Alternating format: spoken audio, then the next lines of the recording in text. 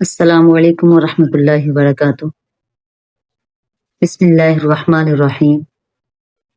آج ہم سبق نمبر 1 کا آغاز کرتے ہیں جو حروف مفردات ہیں، یعنی وہ الگ الگ پڑھے جانے والے حروف ہیں۔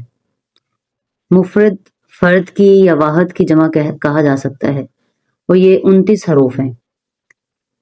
حروف مفردات کو تجوید و قرات کے مطابق عربی لہجے میں پڑھتے ہیں، اردو تلفظ سے پرہیز کیا جاتا ہے اس میں، یعنی جیسے ہم بے، تے، سے وغیرہ اردو میں پڑھا جاتا ہے اس طرح سے بالکل نہیں پڑھیں گے اسے، بلکہ با، تا، سا، ہا اس طریقے کے ساتھ پڑھیں گے۔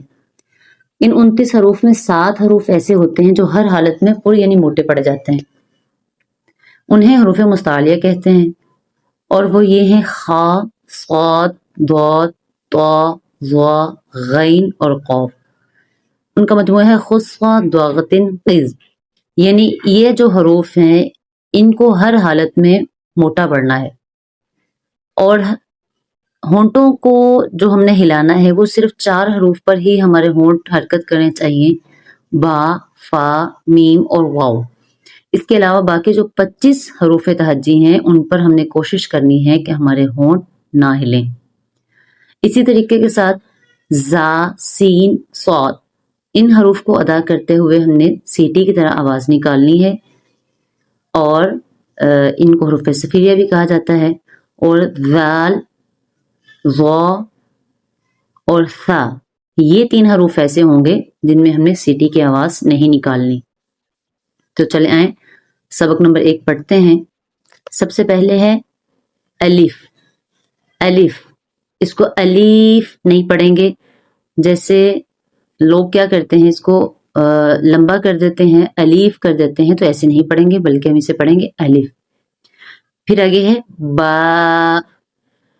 با، اس کو اس طریقے سے پڑھیں گے، با، تا، سا، جیم، ایسے فٹافٹ نہیں پڑھیں گے، جلدی جلدی نہیں پڑھیں گے بلکہ اس کو با، با، تا، سا، جیم،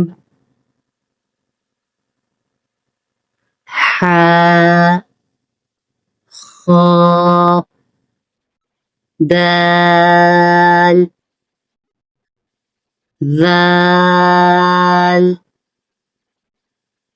را، زا، سیٹی کے ساتھ، سین، یہ بھی سیٹی کے ساتھ، شین،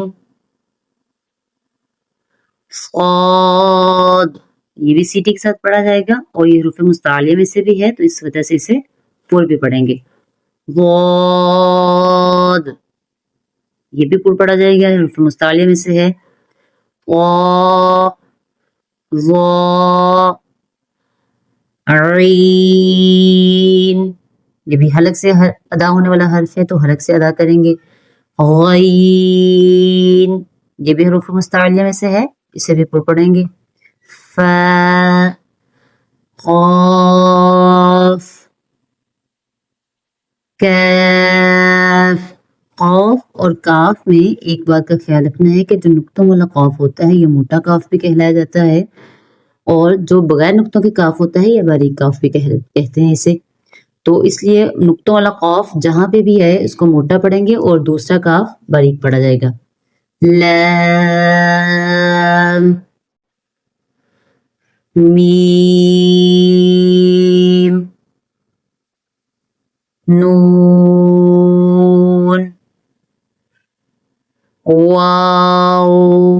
واو کو واو نہیں پڑھیں گے، اکثر اوقات پڑھا جاتا ہے کہ جب ہم واو لفظ ادا کرتے ہیں تو واو پڑھ جاتے ہیں، مطلب کہ اوپر والے جو دانت ہیں اس کا سرا کہہ لیں یا کنارہ کہہ لیں، وہ نیچے والے ہونٹوں پر ٹچ کرتا ہے، تو واو کا جو مخرج ہے اس طرح پڑھنے سے وہ غلط ہو جائے گا۔ واو کا مخرج ہے دونوں ہونٹوں کو کھول کر کے پڑھنا، تو جس طرح انگلش ورڈ واو، واو، اس طرح سے واو پڑھا جائے گا، لیکن تھوڑا سا ان میں سے لمبا کرتے ہیں، ٹھیک ہے۔ واو، اس کے بعد ہے ہا، ہا، ہمزہ۔ ہا جو ہے یہ بھی حرف ہلکی ہے، حلق کے آخری حصے سے ادا ہوتا ہے، تو ذرا پر پڑھیں گے، اس کو موٹا پڑھیں گے، ہا، ہمزہ اور یا۔